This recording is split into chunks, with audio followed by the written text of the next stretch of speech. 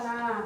Lalu kalau pap smear itu laboratorium yang lebih konkretnya, begitu adik-adik. Tetapi pada saat kita melakukan IVA test, itu kita tidak bisa menegakkan diagnosa bahwa pasien tersebut adalah didiagnosa CA sepsis. Kita baru akan mendiagnosa beliau itu CA sepsis apabila kita sudah konfirmasi melalui pap smear dan juga hasil USG abdominal oleh SPOG. Begitu ya Dede ya. Ya, jadi untuk IVA test, pap smear itu adalah screening deteksi dini awal. Jadi untuk tanda gejala seorang wanita itu membutuhkan screening adalah apabila wanita tersebut sudah menstruasi dan sudah kontak seksual, begitu ya. Kenapa ditambah dengan kontak seksual? Karena pada saat kontak seksual itu sudah ada organ tambahan dari luar yang masuk ke ruang rongga reproduksi internal, seperti itu ya adik-adik ya. Nah, Allah ciptakan organ internal kita pada saat dalam kondisi melakukan koitus atau hubungan seksual itu bukan saja organ reproduksi bagian luar, tetapi organ reproduksi bagian dalam sampai ke mulut rahim akan kontak dengan organ reproduksi dari pria, seperti itu ya adik-adik. Nah, jadi perempuan untuk menjaga kesehatan organ reproduksi internal dan eksternalnya itu perlu screening minimal 6 bulan sekali dan maksimal 1 tahun gitu buat yang sudah kontak seksual ya. Kalau yang belum kontak seksual itu tidak boleh dilakukan karena akan ada spekulum yang tadi cocok bebek ya. Nah, yang ini akan masuk ke dalam lubang vagina. Kalau yang sudah kontak seksual, dia ada kemungkinan besar himen itu sudah ada laserasi gitu ya. Tetapi kalau yang belum kontak seksual itu yang sudah kontak seksual, tadi saya bilang apa? Laserasi buat yang sudah kontak ya. Kalau yang belum kan himennya utuh begitu ya adik-adik ya. Nah, jadi kenapa saya bilang yang sudah kontak seksual? Karena mungkin saja yang belum menikah tetapi sudah kontak seksual, seperti itu ya adik-adik ya. Jadi zaman sekarang kita sebutnya sudah kontak dan belum, karena belum tentu yang belum menikah itu belum berhubungan, belum tentu gitu ya adik-adik. Nah, selanjutnya nanti setelah dipasang spekulum itu nanti ada kalau pap smear ada sitobras yang akan masuk ke bagian mulut rahim dan porsio. Setelah itu kalau misalnya untuk IVA test nanti akan ada apa ini namanya? Lidi apa? Lidi baca nggak? Itunya daftar riliknya. Kapas lidi ini apa namanya? Ini kan sitobras, beras itu sikat ya. Kalau ini apa namanya? Apa ini namanya? Lidi apa? Lidi watan bukan?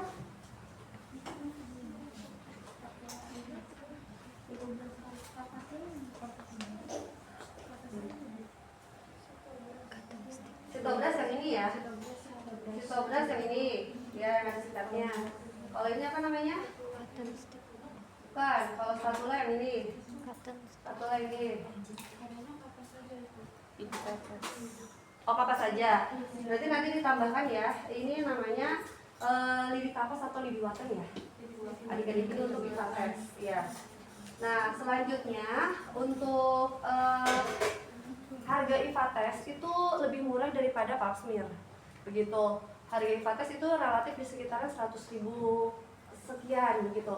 Tetapi kalau untuk pap smear itu minimal di 600.000 gitu. Tapi apakah itu mahal? Tidak mahal. Karena periksa hanya 6 bulan sekali atau 1 tahun sekali. Jadi jangan dibilang itu mahal kalau untuk kesehatan gitu. ibarat kata kalau misalnya kita hanya nabung sebulan sekali, jadi dimotivasi gitu perempuan Indonesia supaya dia mau screening atau deteksi dini terhadap CA cervix, daripada nanti pengobatannya itu jauh lebih mahal dan untuk kemungkinan hidup panjangnya itu justru ya seperti itu ya. Jadi kalau misalnya kayak nabung sebulan, hanya dia nabung sebulan sekali berarti 100.000 kan, tapi kalau misalnya kayak mau per hari ya udah 600.000 dibagi berapa hari tuh, 180 hari berapa tuh, akan lebih murah lagi kan. Apalagi kalau misalnya IFATES hanya kurang lebih 100-150.000, berarti itu kan jauh lebih murah. Jadi dimotivasi perempuan Indonesia untuk melakukan pap smear atau IFATES gitu. Ya, kalau IFATES kita nanti akan melakukan olesan pada mulut rahim ya. Jadi nanti pakai cocor bebek nih dimasukin ke sini. Nanti tahapannya kita akan inspeksi dulu, diperiksa dulu secara inspeksi palpasi. Ya, diinspeksi kita lihat vulva vaginanya ada kelainan atau tidak. Misalnya ada kutil-kutilnya karena dia gonore, atau misalnya chlamydia atau penyakit infeksi menular lainnya gitu kan. Setelah itu kalau diinspeksi itu ada udim tidak. Udim itu adalah bengkak ya, bengkak atau benjolan. Kalau ada bengkak berarti ada benjolan ya. Di area mana nih? Di area di sini ya, vulva vagina ya. Kalau di area vulva itu ada yang namanya kelenjar scan ya. Tapi itu nanti dipalpasi. Tetapi lihat ya area kelenjar, selain di vulva, di vagina ada tidak udim, ada tidak varises ya. Di vulva juga varises itu yang kayak vena yang ada di betis gitu, warnanya biru gitu. Itu kemungkinan si ibunya ada riwayat hipertensi. Jadi ada udim, ada varises, ada tanda gejala IMS enggak, seperti kondiloma atau gonore yang jadinya tuh seperti kutil-kutil ya, atau luka-luka gitu ya. Terus yang diinspeksi yang keempat adalah ada keluar cairan dari vagina atau tidak, yang warnanya bisa itu keputihannya bisa keputihan normal, abnormal. Kalau udah abnormal itu warnanya kuning kehijauan dan berbau. Lalu atau warna keputihannya justru bernanah, atau justru keputihannya berdarah, seperti itu ya adik-adik. Nah itu ada 4 yang akan diinspeksi, dan yang akan dipalpasi adalah di kelenjar scan ya, di sini ya, arah klitoris, arah uretra. Nanti kita raba seperti ini, lalu kita tekan kuat tapi lembut atau gentle, lalu kita lihat nih wajah ibunya itu ada meringis kesakitan nggak. Kalau ada meringis berarti dia ada nyeri. Lalu kita konfirmasi ibu ada nyeri nggak. Kalau ibu bilang nggak ada nyeri tapi wajahnya meringis kesakitan, berarti ada nyeri ya kan. Gitu ya parameternya. Lalu di kelenjar Bartholin. Bartholin itu letaknya di vulva, ada vulva mayor, ada labia mayor, ada labia minor ya. Di labia mayor ke minor dan masuk ke dalam. Begini ya adik-adik, ditekan tapi lembut, dan itu di posisi kanan dan kiri ya, seperti itu ya. Itu dipalpasi. Di auskultasi ada enggak? Enggak ada. Di perkusi ada enggak? Tidak. Jadi hanya inspeksi, dilihat, dan dipalpasi. Pada saat nanti kalau ada yang bertanya, ibu ini dibersihin dulu enggak? Enggak usah dibersihin dulu. Pada saat mau diinspeksi itu jangan dibersihkan dulu, supaya kita tahu kondisi vaginanya seperti apa. Kalau sudah kita tahu kondisi vaginanya seperti apa, artinya misalnya tadi ya inspeksi terus tidak ada lendir cervix yang keluar, berarti dia kondisinya kemungkinan dia dalam kondisi sehat ya cervixnya. Tetapi pada saat misalnya lendir cervixnya keluar, lalu kita bersihkan dulu sebelum diinspeksi, itu justru akan mengurangi nilai gejala klinisnya. Bisa dipahami nggak? Jadi nanti kita akan menilainya, oh hanya ada udim, hanya ada varises, padahal ada cairan lendir cervix yang keluar yang sudah kondisi patologis. Maksudnya bisa dipahami nggak?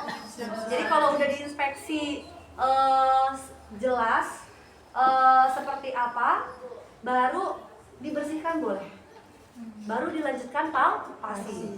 Begitu ya, sampai sini bisa dipahami ya. Jadi kalau udah dibersihin dulu, nantinya akan hilang ya jejak kalau ada lendir cervix yang keluar, baik itu darah ataupun Nah, seperti itu. Nah, selanjutnya nanti kita baru akan setelah inspeksi, palpasi, baru kita akan melakukan inspekulo, pemasangan inspekulo. Nah, setelah pasang inspekulo, itu teknik pemasangan inspekulo nanti kita akan bahas juga.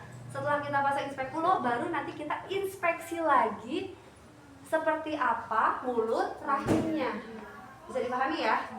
Jadi setelah pasang spekulum, jangan kalian langsung lakukan IVA atau pap smear, karena kita mau cek dulu keadaan mulut rahimnya. Karena pada saat tadi sebelum dilakukan pemasangan spekulum, itu tidak terlihat yang namanya serviks atau mulut rahim. Mulut rahimnya harusnya warnanya kayak gimana kemarin waktu kuliah? Merah kayak bibir kalian ya, merah muda, tidak ada bercak putih kayak awan ya, ngeflek gitu. Terus tidak ada sariawan ya, kayak sariawan di bibir, tidak ada luka gitu ya. Terus warna keputihannya warnanya apa, dan apakah menutupi mulut rahim atau tidak? Harusnya kemarin tidak menutupi ya. Tidak ada luka ya, tidak ada sariawan ya gitu ya. Nah, seperti itu baru baru selanjutnya kita melakukan IVA test atau pap smear. Jadi kalau adik-adik lihat, adik-adik sudah pelajari daftar klinik yang sudah diberikan, itu rangkaian kegiatannya sama antara IVA dan pap smear. Makanya pap smear itu dilakukan setelah IVA. Jadi dari awal di daftar klinik itu ada persiapan lingkungan, persiapan diri gitu ya. Terus ada persiapan alat, persiapan pasien, baru kita melakukan IVA test. Setelah IVA test melakukan pap smear gitu. Baru terakhir adalah kita merapikan pasien, merapikan alat, dan juga merapikan diri gitu ya. Nah, kenapa saya taruh itu setelah IVA itu pap smear? Karena rentetannya dari awal sampai akhir sebetulnya sama. Yang membedakan hanya alat dan bahan. Kalau di IVA dia pakai apa tadi? Di IVA pakai bahannya apa? Cairannya? Bahannya pakai apa? Bahannya pakai lidi. Oh ini nggak ada itunya ya? Asam asetatnya mana? Asam asetatnya mana?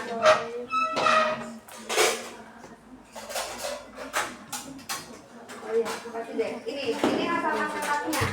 Kalau di IVA kita pakai asam asetat yang akan kita oleskan, yang akan kita oleskan dengan menggunakan tadi apa? Lidi kapas gitu. Ya, nanti kita diamkan selama 1 menit, lalu kita lihat respon dari mulut rahimnya. Pada saat kita mengaplikasikan menggunakan lidi kapas itu, jadi si lidi cottonnya sudah dicelupkan. Ini kan nanti asam asetatnya taruh sini ya. Asam asetatnya taruh sini. Jadi pada saat persiapan alat, ini asam asetatnya taruh sini. Ini kan sudah dalam kondisi terbuka ya. Kita kan prinsip sarung tangannya steril lah, perlu dipahami. Ini celup ke sini, ini harusnya tuh rapi. Ini harusnya rapi kayak begini. Nih, ini harusnya rapi begini ya. Ini kita celupkan asam asetatnya. Setelah ininya terendam semua, baru nanti kita masukkan ke dalam cervix. Ini kan sebenarnya vagina, ini ada yang namanya dinding vagina. Dinding vagina ini panjangnya sekitar 7 sampai 10 cm. Ya, baru nanti ketemu mulut rahim. Jadi ini nanti kita masukin. Nah, setelah kita masukkan, nanti kita akan oles di dalam harus searah jarum jam. Artinya ke kanan. Dan putarannya 180 derajat. Artinya kalau misalnya kalian memulai dari jam 10, berarti ke angka 10 lagi. Kalau kalian mau mulai dari angka 12, berarti ke angka 12 lagi. Kalian mau mulai dari angka 5, berarti nanti ke angka 5 lagi. Bisa dipahami ya? Jangan lawan arah gitu.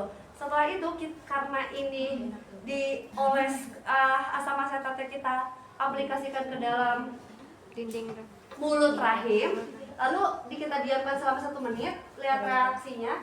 Reaksinya si mulut rahim ini setelah dikasih asam asetat seperti apa? Apakah ada perubahan warna mulut rahimnya?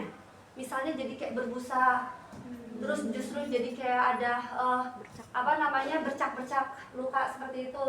Nah, itu kita menyampaikan nanti suspek atau kemungkinan CA, iya.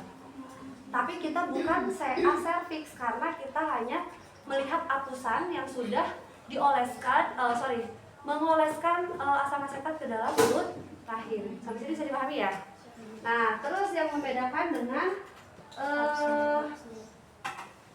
apa namanya? Pap smear. Kalau pap smear ini kita hanya mengambil spesimen atau lendir cervix. Mau di dianalisa oleh laboran. Jadi kita hanya mengambil lendir cervix, lalu nanti kita akan kirim ke lab gitu. Nah, mengambil spesimennya itu dengan menggunakan sitobras. Nah, mulut rahim itu kan seperti ini ya. Nah, ini nanti sitobras akan masuk ke dalam mulut rahim sampai dengan ke porsio. Kalau tadi yang IPA tes dia hanya di mulut rahim, iya. Saya tadi mau dioles ya, oleh di waternya dari 180 derajat, saya mulai dari jam 12. Nah, ini dioles seluruhnya, nggak boleh ada yang ketinggalan. Tadi kalau pakai lidi water, ya ada 12 ke 12. Nanti kita lihat responnya apa. Tapi kalau pap smear, ini kita akan masukkan ke dalam porsio. Nanti kita ambil lendir cervixnya sama 180 derajat. Terserah mau dari jam berapa, misalnya dari arah jam 9 ke 9, yang penting 180 derajat. Lalu setelah dapat lendir cervixnya, baru nanti kita taruh di objek gelas. Taruh di objek gelas, ini di objek gelas boleh seperti ini ditaruhnya. Jadi horizontal ya, horizontal seperti ini. Kalau misalnya mau diputar seperti ini juga boleh. Seperti itu. Nanti objek gelasnya didiamin dulu 1 menit. Setelah itu akan dimasukkan ke dalam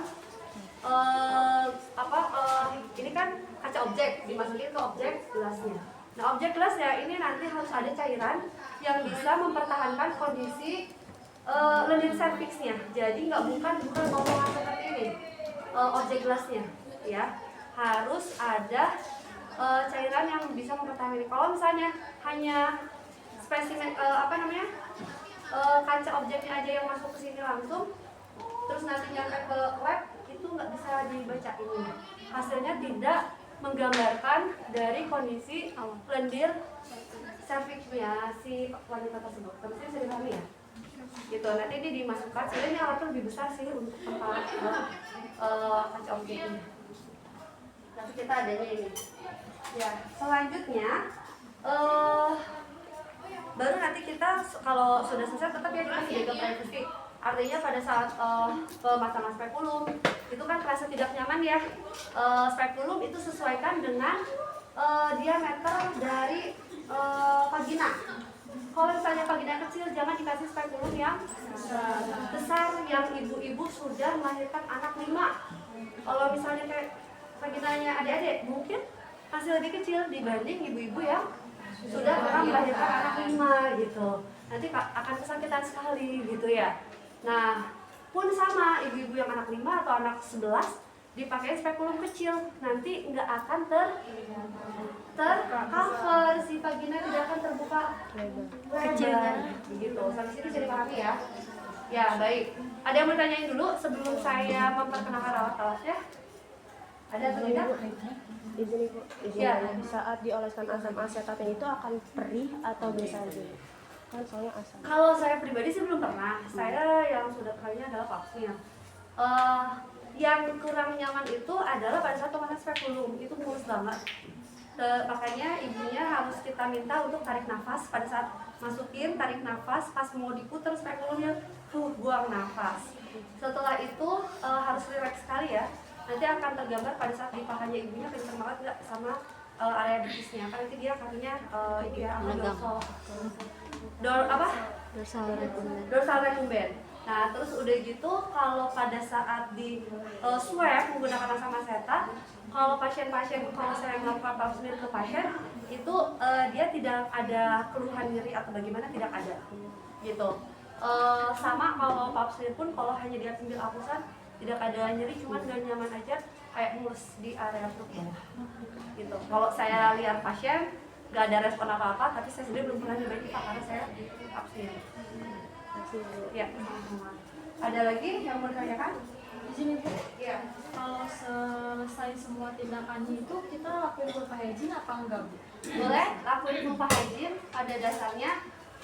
Pada saat misalnya kita sudah melakukan apa namanya Tindakan pap smear atau IVA, setelah itu serviksnya itu penuh lendir serviks, itu juga harusnya boleh kita bersihkan.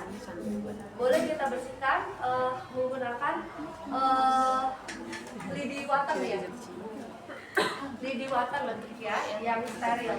Setelah itu kalau setelah dibersihkannya area mulut rahimnya, terus misalnya aktif nih apa namanya pengeluaran lendir serviksnya di vagina sampai ke vagina, itu boleh dibersihkan dengan kapas DTT. Jadi di area vulva, vagina, labia mayor minor, labia mayor kanan kiri, labia minor kanan kiri, vestibulum sampai ke rektum itu boleh dibersihkan. Semuanya boleh dibersihkan setelah dilakukan inspeksi dan intervensi IVA dan pap smear. Bisa dipahami ya? Jangan sampai nanti pada saat kalau udah masuk spekulum, ya Allah kotor sekali serviksnya misalnya, atau bukan kotor ya bahasanya, ya Allah mungkin kalau kalian pasti bilangnya kotor ya, padahal ya Allah ini serviks tertutupi oleh lendir serviks, terus kalian bersihkan dulu inisiatif. Salah.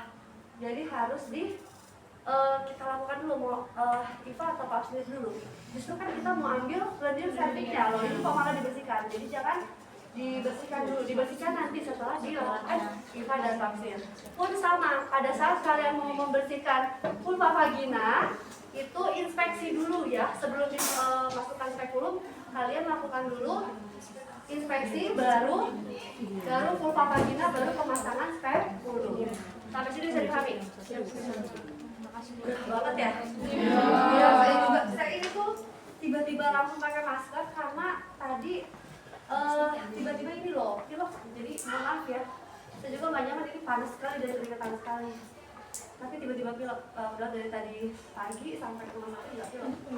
Pulang dari rumah sakit malah merah. Iya, seperti itu ada yang mau tanya dulu. kalau hasil pap smear itu biasanya lama atau enggak? Sekitar 3-6 hari. Gitu, ya. Nanti akan ada diinfokan berapa hari, nanti semua pasiennya udah keluar dibawa kembali. Ini nanti praktek yang IVA sama pap smear ini masuk posnya atau enggak? Kalau dari koordinator masuk pos. Tapi salah satu antara IVA atau pap smear, misalnya gelombang 1 dapat IVA, berarti gelombang 2 Pap smear ya. Mau IVA lagi atau mau pap smear dua-duanya gitu kan ya? Ya, Jadi betul. oh semuanya sama kan deh adik ya? Sama. Yang membedakan kalau IVA pakai asam asetat, kalau pap smear hanya ambil lendir. Iya, hanya ambil spesimen.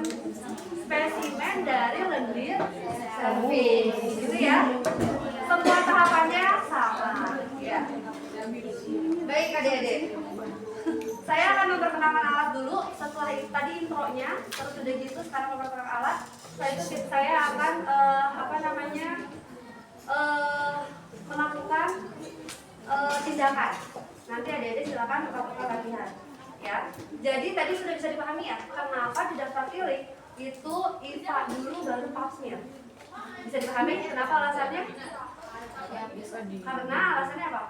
Sama cuma yang bedain itu yang IVA Dari awal sampai akhir sama ya, yang membedakan adalah tindakan alat dan bahannya. Cuma di mulutnya dong ya? Iya. Gitu ya dia, bisa dipahami ya?